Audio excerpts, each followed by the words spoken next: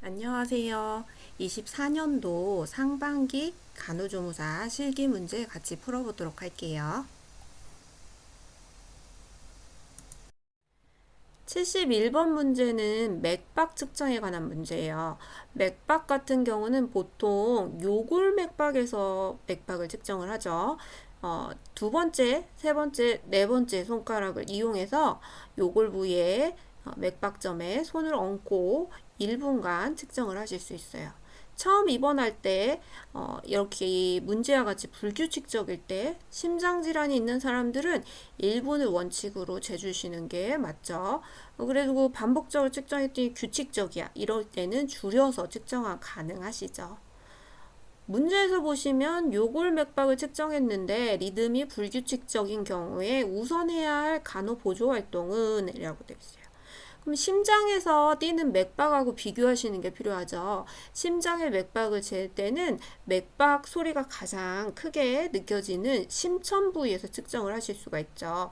이 심천 부위는 어디냐? 좌측 중앙 쇄골선과 다섯 번째 늑간이 만나는 지점에 청진기를 대고 이제 가슴을 노출시킨 상태에서 측정을 하시는 거죠. 심천 같은 경우는 1분을 기준으로 재주시는 게 필요하죠. 줄여서 재지 않아요. 그래서 1분을 재쓴 것과 요골 맥박을 좀 비교를 해보시는 게 필요한 거죠. 답은 4번이 되시겠고, 심천 맥박은 그 밖에도 신생아나 심장질환 있는 환자분들에게도 재실 수 있는 부위라고 보시면 되겠어요. 72번 혈압 측정에 대한 문제가 되시겠네요. 여기 항목들 한번 같이 보시면 위팔에서 혈압을 측정한다. 상완에서 혈압을 잴 때는 청진기를 상완동맥 위에 놓고 혈압을 측정해 주셔야 되죠.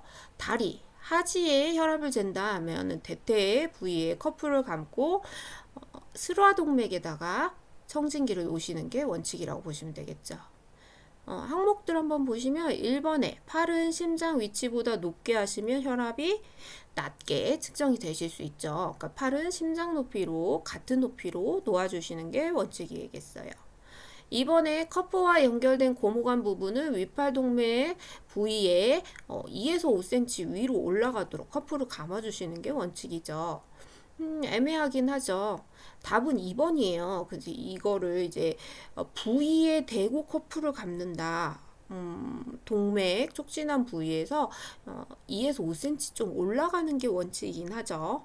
3번에 커프의 팔 사이에 여유를 두지 않고 커프를 단단히 감는다. 커프와 팔 사이에는 손가락이 하나 들어갈 정도의 여유를 두시는 게 원칙이죠. 4번에 초당 속도는 2mmHg로 내리셔야지 혈압을 측정하실 수가 있고, 처음 들리는 소리가 수축기압, 점점점 작아지면서 사라지는 지점이 이완기압이라고 혈압을 읽으실 수 있죠. 5번에 재측정이 필요한 경우는 2에서 5분 후에 측정을 하시는 게 원칙이죠. 정맥이 우렬되었다가 회복하는 시간이 필요한 거죠. 그러면 조금 애매하긴 하지만 답이 2번으로 체크를 하실 수가 있는 거죠. 73번에 편마비 환자의 식사를 보조하는 방법으로 옳은 것은 이란 문제예요. 식사 보조할 때는 보통 이제 스스로 섭취하는 걸 원칙으로 하고 옆에 있어 주셔야 되겠죠. 특히나 편마비 환자 식사하실 때는 혼자 먹지 않도록 옆에서 보조를 하시는 게 필요하실 수 있죠. 식욕을 감퇴시키는 통증이나 피로, 열 같은 건 미리 완화해 주시는 게 필요하고, 식사 전 중에는 식욕을 감퇴시키는 처치나 치료를 피해 주셔야 되죠. 상처 소독이라든지 흡인이라든지 이런 것들은 좀 피해 주시는 게 필요한 거죠. 식욕 개선을 위해서 구강간호도 일반적인 환자분들에게 다 해주실 수 있어요. 그리고 식사를 하시면서 흡인 위험이 높은 사람이 지금 우리 문제에도 나왔던 편마비 환자라든지 삼킴 장애가 있는 연화곤란 환자가 문제라고 보실 수 있어요. 편마비 환자 같은 경우는 이제 건축의 음식물을 보통 넣어주는 걸 원칙으로 하시고, 연화곤란자 환자분들은 음식을 점도 있는 걸 좀 주셔야 되죠. 계란찜 같은 것들 주시는 게 필요하고, 고개는 약간 앞으로 숙여 주셔서 후두덮개가 잘 덮일 수 있도록 하시는 거 필요할 수 있죠. 신맛이 강한 음식을 먹게 되면 흡입 위험성이 더 높아질 수가 있기 때문에 좀 피해 주시는 게 필요하실 수 있어요. 항목들 한 번씩 다시 보시면 1번에 마비된 쪽으로 음식을 씻게 한다. 건축의 음식을 넣어주시는 게 원칙이죠. 2번에 한 번의 음식은 입안에 가득 넣어준다. 그러면 이제 삼키면서 흡인이 발생하실 수 있죠. 소량씩 넣어주시는 게 원칙이에요. 3번에 불쾌감을 주는 처치는 식사 전에 실시한다. 전중에 피해 주시는 게 필요하실 수 있죠. 4번에 환자가 음식을 먹고 난 후에 입안에 음식물이 남아 있는지 확인을 한다. 맞죠? 4번과 같이 이제 편마비 환자인 경우는 마비 쪽에 음식물이 남아 있는 경우들이 많기 때문에 확인을 해주시는 거 필요하실 수가 있겠죠. 5번에 음식의 온도를 확인하기 위해서는 간호조무사의 손등에 음식을 약간 떨어뜨려 봐서 온도를 확인하시는 거 필요하실 수가 있겠어요. 답은 그래서 4번이 되실 수가 있죠. 74번 환자의 배설량에 포함해야 될 기록해야 하는 것들은 이란 문제예요. 섭취량 배설량에 관한 문제죠. 그래서 섭취량에 포함되는 것들은 입으로 들어간 것들, 경구로 섭취한 것들 모두 포함을 해주셔야 되고 비경구로 들어간 거, 정맥주사, 혈액 이런 것들 모두 포함을 해주시는 게 원칙이죠. 그 배설량에서 포함해야 되는 거는 대표적인 게 소변이라고 보시면 돼요. 그리고 설사, 토물, 이런 것들, 상처에서 나온 것들, 배액물들 이런 것들이 다 배설량에 포함이라고 보시면 되겠어요. 특히나 배설 중에서는 정상적인 대변을 배설에 포함하지 않는 걸 기억을 해주셔야 되죠. 문제 다시 오셔가지고 보시면 포함해서 기록해야 하는 것은 이라는 문제였어요. 배설량에 포함하는 거는 1번 구토물 포함을 해주셔야 되죠. 2번에 주입된 위관 영양액 섭취량에 포함을 해주셔야 되죠. 정맥으로 주입된 혈액 섭취량에 포함을 해주시고요. 약을 복용할 때 마신 물 섭취량에 포함을 해주셔야 되죠. 5번에 양치질을 할 때 사용한 가글액은 섭취 배설량에 모두 포함하지 않는다 해주시면 돼요. 우리 섭취량에 포함한 것들 하실 때 특히 기억하실 게 얼음은 2분의 1로 수분량을 측정한다. 얘도 기억을 해주셔야겠죠. 75번은 관장에 관한 문제네요. 정체관장이라고 되어 있죠. 그래서 배출관장과 다르게 정체관장은 양들이 좀 많으실 수 있어요. 그래서 관장통에 양을 넣고 이제 높이를 조절하실 때 40에서 60cm 정도로 높이를 조절하고 중력에 의해서 들어가게 하는 형태로 들어가실 수 있죠. 그리고 정체관장은 바로 대변을 보지 않고 그 약에 따라서 30분이나 1시간, 2시간 치료 목적으로 보유를 하게 하는 관장이 되실 수가 있어요. 근데 도중에 복부팽만을 호소한다 하는 상황이 문제죠. 이때 간호 활동으로는 5번과 같이 관장용액 주입을 30초 정도 멈추었다가 다시 천천히 주입하면서 환자의 상태를 살피는 거 필요하세요. 그리고 관장통의 높이를 조금 낮추는 것도 중재로 들어가실 수가 있죠. 1번 같이 대변을 보도록 화장실에 보내시면 안 되죠. 정체관장은 보유를 하고 있어야 되는 시간을 지켜야 되는 관장이라고 보시면 돼요. 2번과 같이 관장통의 높이가 올라가게 되면 속도가 더 빠르게 이제 관장 용액이 들어갈 수 있죠. 그럼 팽만감이 더 크게 호소를 하실 수가 있어요. 피해 주셔야 되죠. 3번에 복부를 마사지하면서 관장 용액을 계속 주입한다. 복부를 마사지를 이제 관장을 하면서 하게 되면 복부가 수축을 하실 수가 있겠죠. 이때는 좀 피해 주시는 게 필요하고 근육이 전체적으로 이완할 수 있도록 심호흡을 격려하는 것들이 더 도움이 되실 수가 있죠. 4번에 관장용액 주입을 멈추고 관장용액 대신 공기를 주입한다. 공기는 절대로 들어가지 않도록 주의를 하셔야 되는 부분이라고 보실 수 있죠. 그리고 관장 그 밖의 내용들 또 살펴보시면 삽입 길이는 7.5에서 10cm 정도 성인은 넣어주시고 관장액이 너무 또 차가우면 안 되죠. 그래서 37에서 40도 정도로 맞춰주시고 배출 관장인 경우에는 관장 용액을 5에서 15분 후에 이제 화장실에 가서 대변을 보도록 하는 거 필요하실 수 있죠. 그리고 대상자의 자세는 좌측 심승체를 취하시고 관장 튜브를 넣으실 때는 배꼽 방향으로 넣어주시고 복부가 이완할 수 있도록 하시고 공기가 들어가지 않도록 관장 용액을 넣을 때 마지막에 조금 남아있을 때 잠그시는 게 이제 공기가 주입되지 않게 하는 방법이 되시겠죠. 복통을 막 호소한다 관장을 할 때 그러면 30초 정도 멈췄다가 서서히 주입하고 관장통 높이를 낮추는 중재 꼭 필요하시다 해주시면 되겠어요. 76번은 단순 도뇨에 대한 목적으로 옳은 것은 이란 문제예요. 도뇨 같은 경우에는 일시적으로 하는 단순 도뇨와 계속 유지를 하게 되는 유치 도뇨 두 가지로 나눠지실 수가 있죠. 두 가지의 목적도 이제 구분해서 잘 알고 계셔야 되는데 여기와 같이 단순 도뇨의 목적을 먼저 살펴보시면 단기적으로 요정체가 있는 분들에게 방광팩만을 해결하기 위해서 단순 도뇨를 하실 수가 있죠. 그리고 잔뇨량을 확인하기 위해서 그리고 배양용 소변 검사이죠. 소변 배양 검사 하실 때 도뇨 통해서 받으실 수 있죠. 수술 전이나 검사 전에 이제 방광을 비워야 될 경우에 자연 배뇨가 안 되는 경우는 단순 도뇨를 하실 수도 있죠. 유치 도뇨의 목적을 보시면 약간 비교가 되는데 장기간에 이제 자연 배뇨가 불가능한 경우에 단기로 단순 도뇨를 몇 번 했어. 근데 단순 도뇨를 너무 계속 하실 수 없기 때문에 유치 도뇨를 유지하시는 경우가 생길 수 있죠. 그 수술 진행 중일 때 수술 부위의 감염을 예방하기 위해서 아니면 방광의 팽만을 완화하기 위해서 유치 도뇨를 하실 수가 있죠. 방광 내에 세척이나 약물을 주입할 때는 계속적으로 유지하는 유치 도뇨가 필요하죠. 그리고 가장 이제 뚜렷하게 나타나는 게 시간당 소변량을 측정할 때예요. 단순 도뇨를 1시간마다 막 계속 하실 수는 없죠. 그래서 시간당 소변은 유치 도뇨를 통해서 할 수 있다 해주시면 되겠어요. 문제 한번 볼게요. 단순 도뇨 물어본 거죠.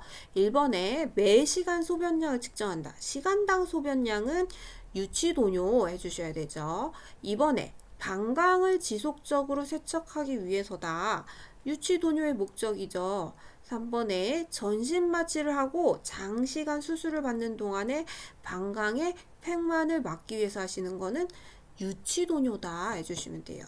수술 전 간호에서도 나오는데 수술을 가기 전에는 유치 도뇨를 직전에 삽입하고 가시는 게 원칙이죠. 4번에 의식이 없는 요실금 환자의 피부 손상을 예방하기 위해서 기죠. 반복적으로 그 부위에 이제 젖어 있음으로 인해서 욕창이 발생할 수 있죠. 그걸 완화하기 위해서 유치 도뇨를 삽입하실 수 있죠. 5번에 무균적인 소변 검사물을 일회용으로 수집하기 위해서 일시적으로 하는 검사인 거죠. 이럴 때는 한 번만 사용하는 단순 도뇨를 시행하실 수가 있어요. 특히나 이제 소변 검사물 받으실 때 무균적으로 해주셔야 되고 무균통에 받는 거 필요하실 수 있죠. 77번은 소독제에 관한 문제네요. 보기를 한번 먼저 보시면 농도에 따라서 손소독이나 관삽입 부위 피부 소독, 점막의 소독 등에 사용된다. 여기 점막이 들어갔기 때문에 여기 우리 많이 사용하는 1번의 알코올은 제외하시는 게 필요하죠. 피부에 존재하는 그럼 양성균에 대해서 소독력이 높다. 그죠? 그리고 세 번째, 결핵균 바이러스 포자에는 살균력이 없다. 아포에 살균력이 있는 이제 포비돈 같은 경우도 또 제외를 하면 2, 3, 4번이 남게 되죠. 그리고 과초산과 사급 암모늄은 기구들 소독할 때 쓰는 살균제라고 보시면 되죠. 과초산 같은 경우는 산도가 낮기 때문에 피부라든지 점막 부위에는 사용하지 않죠. 그 사급 암모늄도 이렇게 우리 세제라든지 피부 그 섬유 유연제 이런 데 많이 들어있는 형태죠. 얘도 뭐 알레르기 반응이 나타날 수 있기 때문에 피부에는 사용하지 않죠. 그래서 답은 3번 클로로헥시딘을 사용하실 수 있겠어요. 다른 소독제도 한번 다시 확인을 해보시면 알코올 제제 같은 경우는 보통 우리가 70에서 75%를 사용하죠. 피부 소독이라든지 의료기구 소독할 때 사용하실 수 있어요. 그리고 두 번째로 베타진은 가장 많이 사용하죠. 포도당, 알균, 감염, 농성 분비물 배출, 상처 소독이나 수술 전 피부 소독에 사용한다 라고 되어 있어요. 그러니까 이렇게 개방된 상처에는 포비돈을 사용한다 해주시면 맞는 부분이죠. 그리고 세 번째로 산화성 살균제인 과산화수소가 있어요. 과산화수소는 이 산화성 살균제다라고 나와 있듯이 이 활성산소로 분해시키는 작용을 하는 건데, 특히나 상처에 있는 단백질이라든지 혈액의 단백질에 반응을 하죠. 그래서 창상면 소독하실 때 과산화수소를 사용하실 수 있죠. 그리고 결핵균에 포함한 모든 gram, 양성, gram, 음성, 진균, 바이러스를 살균시킬 수 있는 거는 글루타르 알데히드가 있어요. 높은 단계의 소독제다라고 하시면 되겠죠. 내시경 기구들을 이제 담갔다가 멸균까지 할 수 있는 글루타르 알데히드가 있어요.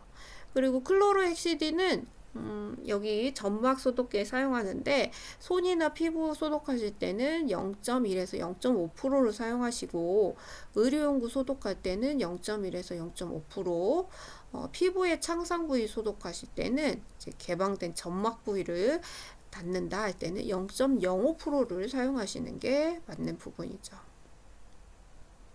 그리고 소독제 문제가 최근에 많이 나오고 있죠. 22년 하반기에는 개방된 상처에 소독제로 사용하는 것은 하고 나왔어요. 개방된 상처에 사용하는 것 답이 포비돈이었죠.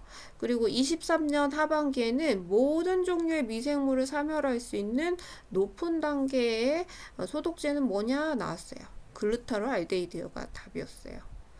이번에는 클로로헥신이 나왔고, 다음엔 알코올이 나올 수 있겠네요. 그래서 이렇게 소독제에 관한 내용도 같이 살펴봤어요. 78번은 손 씻기에 관한 문제죠. 혈액이 손에 묻었어요. 올바른 손위생 방법은 무엇이냐라고 나와 있죠. 이번에 비누를 사용해서 흐르는 물에 손을 씻는 거죠. 교차 감염을 예방할 때 가장 우선시하는 게 손 씻기인데, 눈에 이제 보이지 않는 것들이 묻었을 때는 가볍게 알코올 제제의 손 소독제를 사용하실 수 있죠. 그렇지만 눈에 보이는 오염물인 이제 혈액이라든지 이런 것들 묻었을 때는 비누를 사용해서 흐르는 물에 손을 씻는 게 원칙이다 해주시면 되겠어요. 그리고 이 손 씻기 같은 경우는 보통 우리가 일상에서 사용할 때는 내과적 손 씻기를 많이 사용하죠. 내과적 손 씻기는 손끝이 아래로 하게 해서 닦는 방법이 되시겠죠.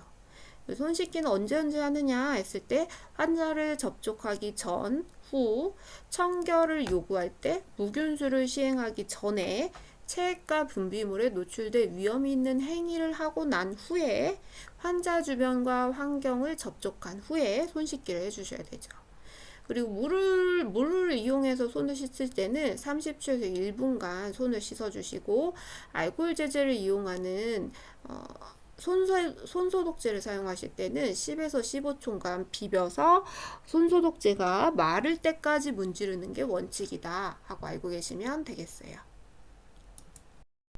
79번 문제 보도록 할게요. 멸균 물품을 다룰 때 주의사항으로 옳은 것은 하는 문제였네요. 멸균 물품 다루기 한번 같이 옆에 거 내용 먼저 보시면, 이동겸자를 사용할 때는 섭자 끝이 항상 손목보다 아래로 가야 되죠. 그 섭자통은 24시간마다 소독을 하고 한 용기에 하나씩 꼽아서 사용을 해주셔야 돼요. 가장자리 닿지 않게 주의해 주셔야 되겠고요. 그래서 넣을 때, 뺄 때 멸균 물품을 이제 넣을 때, 뺄 때 겸자가 서로 이렇게 오므리게 하는 게 맞는 부분이라고 보실 수 있죠. 소독해는 물건을 꺼지라든지 이런 것을 꺼내고 나서는 바로바로 닫는 게 필요하실 수 있죠. 멸균 물품을 오랫동안 열어놓게 되면 오염된 것으로 간주해 주셔야 되죠. 멸균 물품을 필 때는 가장자리 2.5는 오염으로 간주하고 내 몸에서 먼 쪽부터 열어주시는 거 필요하실 수가 있죠. 이때 포를 펼치고 왔다 갔다 손이 넘어다니지 않게 해주셔야 되죠. 낙하균이 떨어질 수 있어요.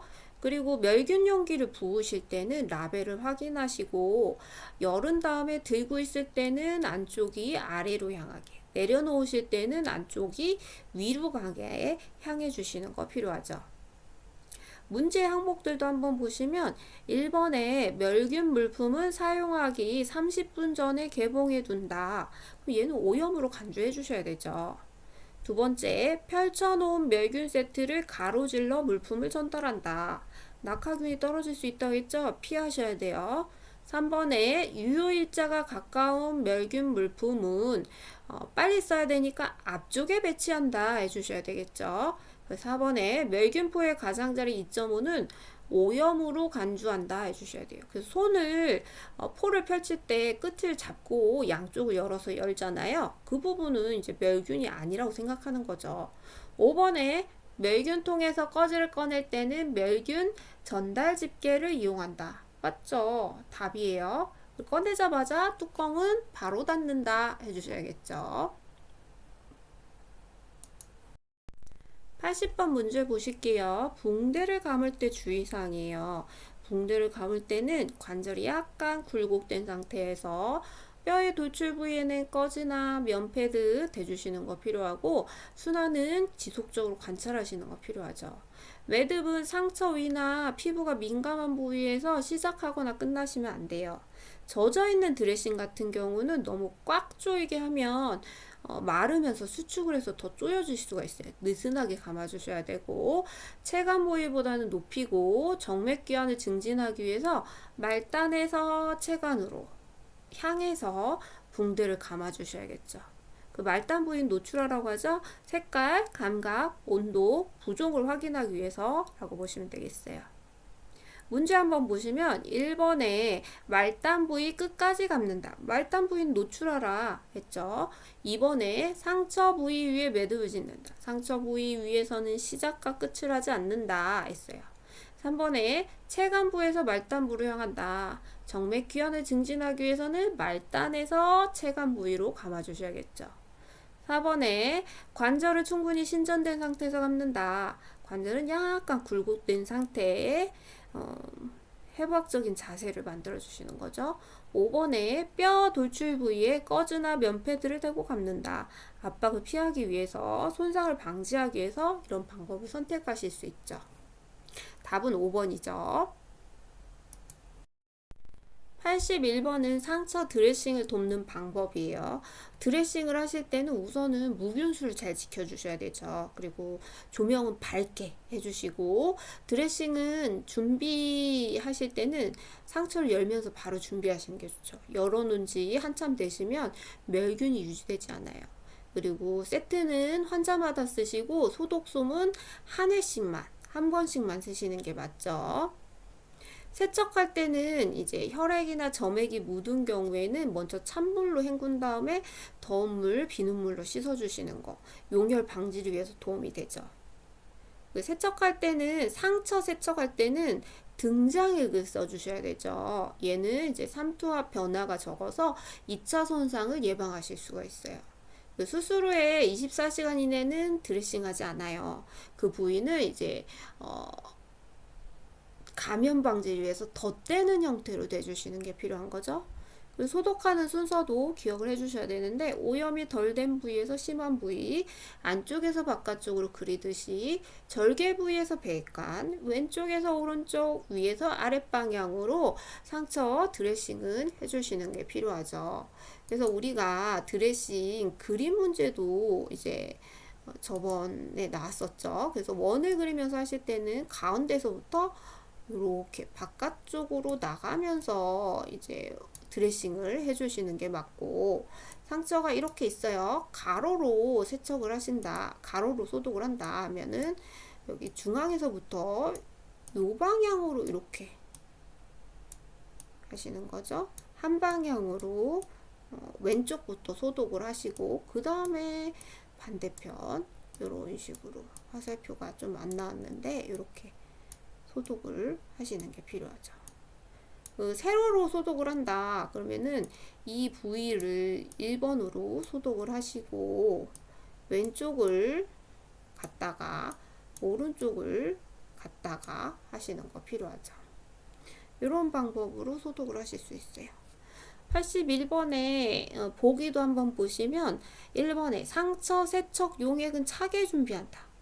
아까 이제 세척이라고 해가지고 뭐 찬물로 헹구고 더운 물, 비눗 물로 씻는다는 그릇들 있죠. 드레싱 세트 같은 거를 닦을 때 사용하는 방법이지 상처, 그러니까 사람의 몸에 있는 상처를 닦으실 때는 차가운 걸로 사용하시면 안 돼요.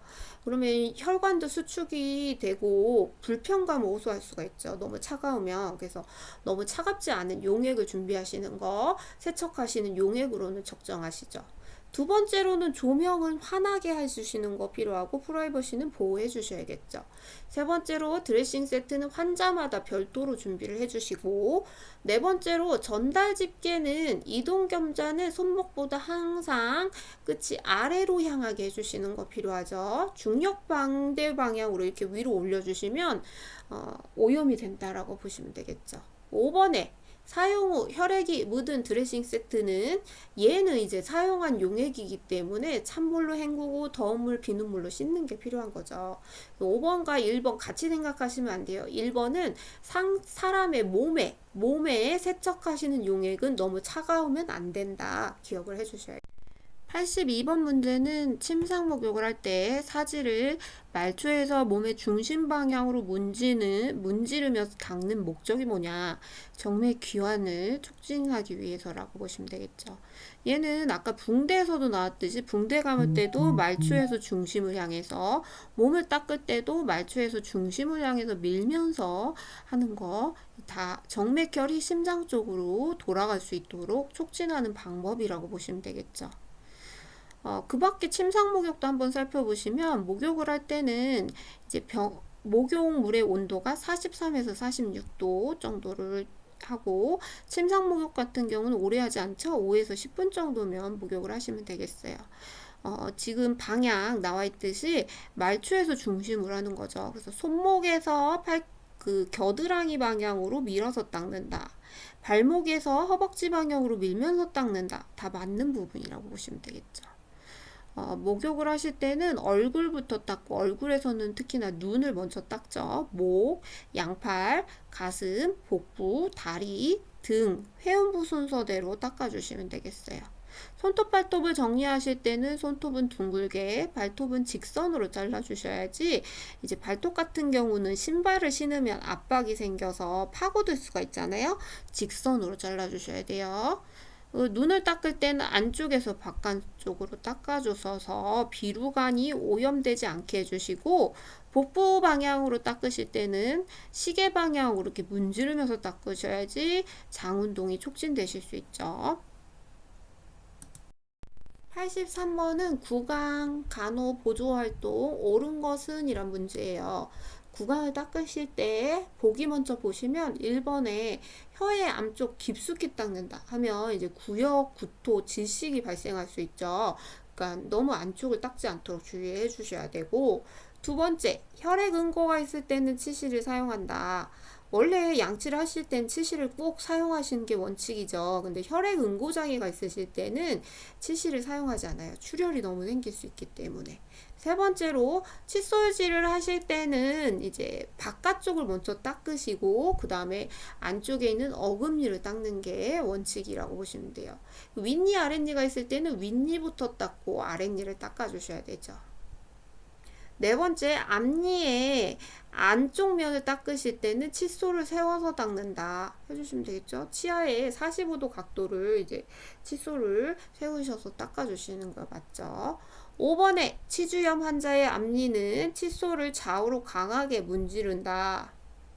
좌우로 문지르게 되면 잇몸이 손상을 입으실 수가 있어.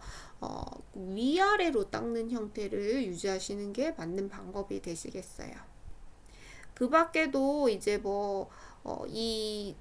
무의식 환자에게 구강 간호를 해준다 하실 때는 측이라든지 고개를 옆으로 해가지고 흡인을 예방하는 거 필요하실 수 있죠. 입안을 닦으실 때는 이제 대부분 클로로헥시딘을 0.05%를 많이 사용하실 수 있고, 생리식염수도 많이 사용하죠. 입술이 건조할 때는 바셀린 크림을 발라주실 수가 있겠어요. 혀에 백태가 꼈다. 그런 경우에는 과산화수소를 이용해서 닦아주실 수가 있어요. 반복해서 많이 사용할 경우에는 치아의 범랑질이 손상을 입을 수 있죠. 그래서 주의를 하시는 게 필요하실 수 있어요. 84번은 회음부 간호예요. 회음부 간호 같은 경우는 여자, 남자 두 개 다 기억을 해주셔야 되죠. 자세가 차이가 있어요. 여자는 배행하에 무릎을 세우시고 60cm 정도 벌린 자세가 되시겠죠. 남자는 앙하이 편안하게 누운 자세를 유지하시면 되겠어요. 그리고 회음부 간호할 때는 중요 부위이기 때문에 노출을 최소화하시는 게 필요하고 한번 닦을 때마다 솜을 바꿔주시는 거 필요하실 수 있죠. 여자인 경우는 이제 대음순, 소음순, 요도 순서대로 위에서 아랫방향, 요도에서 항문 방향, 치골에서 항문 방향으로 씻어주시는 거 필요하죠. 남성 같은 경우는 귀두 부위를 둥글게 닦아주셔야 되는데 음경 부위에 이제 포경 수술을 안 하신 분이라면은 포피를 젖혀서 닦아주시는 거 필요하고 귀두에서 음경에서 항문 방향으로 닦아주시는 거 필요하실 수 있어요. 그리고 회음부 간호를 하신 다음에는 항상 물기가 남은 경우에 건조 닦아주시는 것도 필요하실 수가 있죠. 항목을 한번 보시면 1번에 여성은 앙하이를 취한다. 앙하이는 남성이죠. 여자는 배횡하이. 2번에 여성은 질에서 항문 방향으로 닦아준다 해주셔야겠죠. 질이 항문보다 위쪽에 있죠. 요도에서 항문 방향 하시면 더 좋지만 여기 질과 항문에 있을 때도 질에서 항문 방향으로 닦아주셔야 돼요. 3번에 남성 같은 경우는 귀두, 음경, 항문 순서대로 닦아주셔야 되죠. 4번은 답이죠. 포경 수술하지 않은 경우는 표피를 뒤로 적혀서 귀두 부위를 닦아주셔야 되죠. 5번에 방광내 유치도뇨관을 삽입한 여성인 경우에는 글루타롤 알데히드를 적신 꺼즈를 닦아준다. 글루타롤 알데히드는 내시경 기구라든지 기구 멸균 소독하실 때 많이 사용하는 소독액이고 방광내 유치도뇨관을 삽입한 여성 같은 경우에 소독액을 사용하실 때는 0.05%의 클로로헥시딘이라든지 멸균 생리식염수를 이용해서 닦아주시는 거 필요하실 수 있죠. 85번 문제 보시면 옷 입히기네요. 왼쪽 편마비 환자의 상의를 입히는 방법이에요. 입히실 때는 이제 편마비 환자 옷을 입을 때는 편마비 쪽에 간호조무사가 써주는 게 원칙이에요. 그래서 지금 3번, 4번, 5번 같은 경우는 다 이제 반대쪽에 서 있기 때문에 틀린 답이라고 보시면 되겠죠. 그리고 환의를 입으실 때는 편마비가 있는 경우는 마비 측부터 입히시는 게 원칙이죠. 그리고 벗으실 때는 건측부터 벗는다 하는 게 맞는 부분이죠. 그래서 여기서 답은 이제 불편한 쪽을 먼저 입히는 그림인 1번 그림이 답이 되실 수가 있죠. 바지를 입거나 벗으실 때는 입으실 때는 무릎을 먼저 세우시고 마비된 발목을 잡고 바지를 껴주신 다음에 건축다리를 끼고 엉덩이를 들어서 엉덩이 부분에 허리까지 바지를 올리시는 게 맞는 부분이 되실 수 있죠. 또 수액이 있다 하는 경우는 수액을 마비가 있는 환자랑 똑같이 생각하시면 돼요. 입으실 때는 수액이 있는 팔을 먼저 하신다 해주시고 벗으실 때는 건축을 먼저 벗는다 해주시면 맞는 부분이 되겠죠.